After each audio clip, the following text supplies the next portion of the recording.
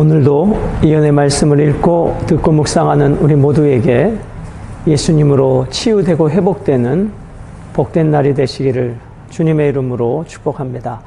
함께 묵상하실 본문은 욥기서 9장 25절로 35절의 말씀입니다. 지금 욥이 느끼는 감정은 하나님께서 자신에게 어떠한 관심도 돌봄도 은혜도 베푸시지 않는다라고 생각합니다. 욥의 현실적 고난이 그만큼 깊었다는 것이겠지만 사실은 하나님은 그 어느 때보다도 욥에게 비상한 관심과 욥을 향한 애정을 가지고 안타까움으로 고난당하는 욥을 지켜보고 계십니다. 그러므로 우리는 모든 상황에서 우리의 소망은 오직 하나님밖에 없음을 깨닫게 됩니다. 사람은 자신의 한계를 분명히 인식하게 될 때, 내 인생의 밑바닥에 내려가 볼 때, 내가 쓸 수 있는 모든 카드를 다 써보아도 헛수고라는 것을 깨닫게 될 때, 그때 비로소 전능자를 찾게 되어집니다. 욥은 재앙을 만나 자신의 존재를 인식하고 오직 하나님만이 이 절망에서, 이 고난에서 건져주실 수 있는 분임을 욥은 분명히 인식하고 있는 것입니다. 오늘 본문을 통해서 욥이 처한 삶, 그리고 그의 고백과 탄식을 통해서 오늘 우리의 삶의 자리를 한번 되돌아볼 수 있기를 소망합니다. 25절과 26절은 욥이 느끼는 시간의 빠르기가 얼마나 빠른지에 대한 말씀입니다. 나의 날이 경주자보다 빨리 사라져버리니 복을 볼 수가 없구나. 나의 날이, 내 인생이 경주자보다, 뛰어가는 사람, 달려가는 사람을 말하는 것이죠. 내 인생이 그 뛰어가는 사람, 달리는 사람보다 내 인생의 속도가 더 빠르게 지나간다. 26절, 그 지나가는 것이 빠른 배 같고 먹이에 날아내리는 독수리와도 같구나. 자, 첫 번째 자기 인생의 비유를 경주자라고 비유했는데, 두 번째는 빠른 배, 물살을 가르며 지나가는 빠른 배로 비유합니다. 그리고 세 번째로 저 공중에서 가장 빠르다라고 생각하는 독수리, 그 독수리가 먹잇감을 발견하고 먹잇감을 향해서 달려가는 그 속도보다도 지금 자기 자신의 인생이 더 빠르다라고 탄식합니다. 자, 오늘 여기서는 땅이 등장하고 물이 등장하고 하늘이 등장합니다. 욥은 그만큼 이 고난을 통하여 지나가는 이 시간이 헛되고 무의미한 시간으로 느껴지고 있습니다.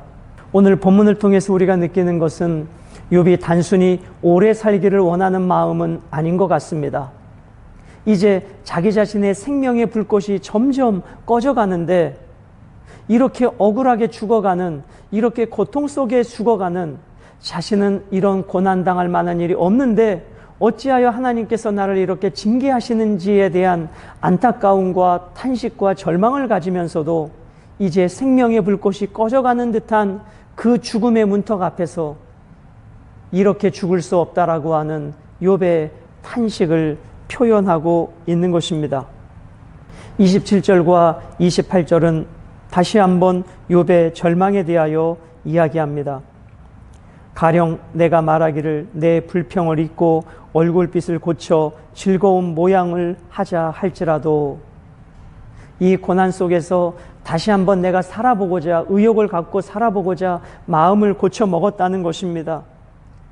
그래, 이 고통 속에서, 절망 속에서 내가 불평을 그쳐보고 이제 얼굴빛을 고쳐 슬픔과 낙심과 절망의 얼굴빛이 아니라 이제 좀 새로운 마음과 각오를 가지고 즐겁게 한번 살아보자 라고 한다 할지라도, 28절, 내 모든 고통을 두려워하오니 주께서 나를 죄 없다고 여기지 않으실 줄을 아나이다.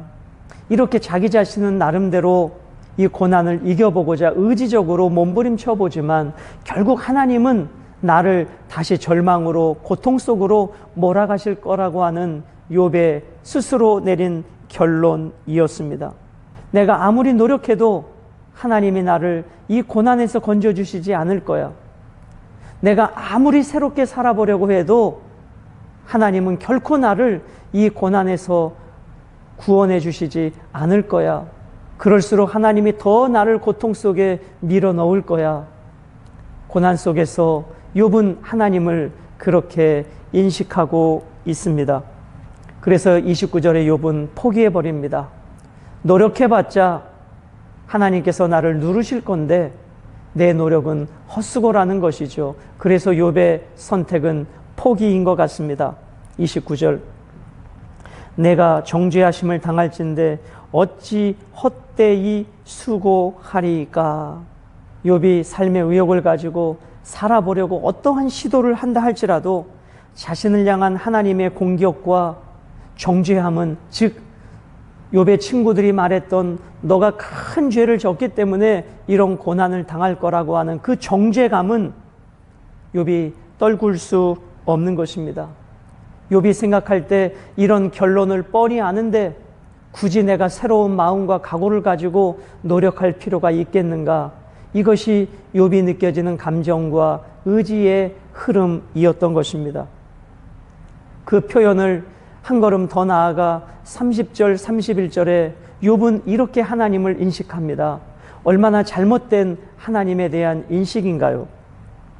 자, 30절, 내가 눈 녹은 물로 몸을 씻고 잿물로 손을 깨끗하게 할지라도, 이제 내가 이 고난 속에서, 고통 속에서 구더기가 나고 흙이 덜픈 그 살덩이 같이 온갖 더러운 몸이었지만, 그래 내가 이렇게 자포자기 하지 아니하고 한번 새롭게 살아보자, 그런 각오와 의지를 가지고 눈 녹은 물로 몸을 씻어봅니다. 자, 여기서 눈이 녹은 물은 당시대의 가장 깨끗한 물을 상징하는 것입니다. 그리고 잿물로 손을 깨끗하게 한다. 잿물은 오늘날 비누와 같은 세정제의 역할을 하는 것입니다. 자, 눈 녹은 물로 몸을 씻고 잿물로 손을 깨끗하게 할지라도 31절, 주께서 나를 개천에 빠지게 하시리니 내 옷이라도 나를 싫어하리이다. 내가 그렇게 의욕을 가지고 눈 녹은 물로 몸을 씻고 잿물로 손을 씻어서 이렇게 좀 멋진 모습으로 다시 의욕을 갖고 살아보려고 하는다 할지라도 하나님이 나를 어디에 빠지셔요? 개천에 빠지게 한다. 이것은 무엇입니까? 하나님이 의도적으로 개천에 나를 빠뜨리셨다라는 것입니다. 구덩이 안에 나를 던져버리셨다는 것이죠. 내가 좀 잘 살아보려고, 그래도 다시 일어나 보려고 발버둥 쳐서 큰 용기 내서 눈 녹은 물로 몸을 씻고 잿물로 손을 씻어보지만 하나님이 그런 나를 다시 개천의 웅덩이에, 구덩이에 던져 더러워지게 하신다는 것입니다. 그래서 어떻게 해요? 내 옷이라도 나를 싫어하리이다. 내 옷이 그렇게 더러운 몸을 감싸는 그런 옷이 되고 싶어 하지 않는다는 것입니다. 자신은 온전하고자 온갖 노력을 하는데도 결국 하나님이 자신을 핍박하고 하나님이 자신을 더 고통 속에 몰아넣을 것이라고 욥은 그렇게 잘못된 하나님을 인식하고 있는 것입니다. 32절과 33절은 그래서 욥은 자기 자신이 너무나 억울해서 할 수만 있으면 하나님과 함께 재판정에 가서 재판을 받고 싶어 합니다. 하나님은 나처럼 사람이 아니신즉 내가 그에게 대답할 수 없으며 함께 들어가 재판을 할 수도 없고 우리 사이에 손을 얹을 판결자도 없구나. 지금 욥의 마음은 어떤 마음일까요? 할 수만 있거든. 나는 이렇게 고난당할 만한 일을 죄진 것이 없다. 이 고난은 너무나 억울하다. 이것을 항변하고 싶은 것입니다. 그래서 재판정에 가서 나에게 이 고난을 주신 그 하나님이 너무 부당한 처사입니다. 하나님이 잘못된 것을 하신 것입니다라고 이 재판정에 가서 항변하고 싶은 것입니다. 제발 하나님 나와 함께 원고와 피고의 입장에서 재판장에 한번 좀 들어가 주십시오. 그런데 욥이 느끼는 현실은 이미 기울어진 운동장입니다. 욥은 인간이고 하나님은 신이기에 힘의 균형이 맞지 않기에, 그리고 그 하나님은 어떤 분이십니까? 이 모든 인생을 주관하시는 재판장이 하나님이시지 않습니까? 지금 우리가 느껴지는 것은 욥이 얼마나 고난 가운데 있고 그가 얼마나 억울하다라고 느껴지는 감정을 우리는 발견합니다. 그래서 할 수만 있으면 내가 오래 살고자 하는 것이 아니라 이렇게 억울하게 고통당해서 내 인생이 이렇게 끝날 수는 없다는 것입니다. 내가 아무리 마음을 새롭게 먹고 다짐을 해도 그 하나님이 나를 또 개천에 구덩이에 던져서 나를 고통스럽게 하실 건데 이것이 너무나 억울하다는 것입니다. 여러분, 이 욥의 감정이 느껴지십니까? 하나님 앞에서 끊임없이 탄식하고 있는 욥입니다. 하나님을 재판정에 세워보려고 합니다. 자, 그래서 우리는 여기서 욥의 이 두 가지 감정, 심리학에서는 양가 감정, 두 가지 감정이 존재한다. 하나님을 향한 원망과 불평이 있지만 나는 너무 억울하지만 그러나 이 억울함에서 벗어나게 하실 분도 누구신가? 하나님이라는 것입니다. 즉 고난을 주신 그 하나님은 너무나 원망스럽지만 이 고난에서 건져주실 분도 하나님이라고 하는 그 신뢰, 이 원망과 신뢰가 같이 존재하는 이 양가 감정이 욥이 가지고 있는 현실적 감정이었습니다. 이 고난을 허락하신 분도 하나님, 그런데 이 고난을 당할 만한 죄가 없는 내 자신, 그럼에도 결국 이 고난을 해결해 주실 분도 하나님이시면 욥은 분명히 믿고 있는 것입니다.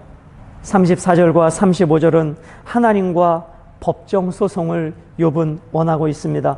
주께서 그의 막대기를 내게서 떠나게 하시고 그의 막대기는 무엇을 말씀하고 있습니까? 하나님의 권능과 힘, 그 권능과 힘으로 나를 이렇게 몰아세우지 않고 고난의 끝장으로 밀어세우지 않는다면 그의 위엄이 나를 두렵게 아니하시기를 원하노라. 하나님이 나를 이렇게 주의 막대기로 고난 가운데 코너로 몰아가시지 않는다면 35절에 그리하시면 내가 두려움이 없이 말하리라. 내가 당당하게 말할 수 있을 것 같습니다. 나는 본래 그렇게 할 수 있는 자가 아니니라 라고 말씀하고 있습니다. 사랑하는 여러분, 한순간에 이 인생의 가장 깊은 고난의 바다에 떨어진 욥, 그를 위로하고자 찾아온 친구들은 욥에게 소금과 같았습니다. 상처에 더 고통스럽게 하는 자였습니다. 이제 시선을 하나님에게 돌려 탄식하고 절망을 쏟아내지만 욥은 그 하나님에 대한 원망과 동시에 이 고난에서 건져주실 분도 오직 하나님밖에 없음을 신뢰하고 있는 욥의 모습을 본문을 통해서 발견합니다. 그래서 욥은 하나님과 함께 법정에 들어가서 자기 자신의 억울함을 토로해 보고자 합니다. 그런데 여러분, 누구도 이 하나님과 욥 사이에 중재자가 없는 것입니다. 그리고 하나님은 이 재판의 재판장이시기 때문입니다. 여러분, 오늘 우리가 처한 국제사회 환경을 한번 보십시오. 이 지구상에 저 우크라이나 하루아침에 전쟁터가 되어버렸습니다. 미국과 유럽은 온갖 제재를 말하지만 실질적으로 우크라이나에게 도움이 되지 않습니다. 오늘 욥이 친구들에게 도움을 요구했지만 누구도 위로가 되지 않았던 것처럼 저 국민들은 온몸으로 이 고난을 겪어야 하고 있는 것입니다. 오늘 말씀 묵상을 이렇게 정리해 보도록 하겠습니다. 자, 지금 욥은 하나님이 자기 자신에게 어떠한 관심도 없다, 어떠한 은혜도 베푸시지 않는다, 내가 나름대로 의욕을 가지고 회복해 보려고 해도 하나님은 그런 나를 또 누르시고 또 누르시는 분이시다. 이것이 욥이 느끼고 있는 하나님에 대한 감정입니다. 자, 그러면 하나님은 지금 어떠한 시선으로 이 욥을 바라보고 계실까요? 사단이 이 시험을 요청해 올 때 하나님의 주권과 섭리 가운데 그의 생명은 건드리지 말고 이 시험을, 이 고난을 허락하신 분이 하나님이시지 않습니까? 그러나 지금 욥은 거의 죽음의 문턱까지 가고 있는 상황인 그 욥을 바라보시는 아버지의 마음은 어떤 마음이실까? 아마도 이 고난을 허락하셨던 하나님의 마음은 욥이 사람들이 볼 때는 동방의 의인이고 부자고 욥 스스로도 경건한 자라고 했지만 하나님은 그래 너 역시 본질적으로 하나님의 은혜가 아니면 살 수 없는 죄인임을 알게 하시는 것이 이 고난의 큰 하나의 목적이 아니었습니까? 그래서 욥은 진정한 구원을 얻는 과정으로 나아가는 것입니다. 그 과정에 많은 육체적, 정신적 고통이 있었지만 말이죠. 오늘 우리에게 어느 날 찾아온 이 고난이 언제 끝날는지, 그리고 아무도 알아주지 않는 것 같아 할지라도 여러분 기억해 주십시오. 그 고난 속에 있는 우리를 하나님은 더 안타까운 눈으로 바라보고 계신다는 것을, 저 우크라이나 저 민족들을 하나님은 긍휼히 여기시는 분이시고 그 땅을 품고 기도하는 자를 찾고 계시다는 것을 오늘 우리는 이 말씀을 통해 하나님은 나에게 어떠한 관심도 없는 것처럼 느껴진다 할지라도 하나님은 여전히 우리를 사랑하시며 이 고난 속에서 우리가 이길 수 있도록 피할 길을 열어주시는 하나님이심을 믿고 이 고난을 그분 손잡고 이겨나가는, 그래서 결국 궁극적으로 치유와 회복이 되어지는 멋진 승리의 삶이 되시기를 주님의 이름으로 축복합니다.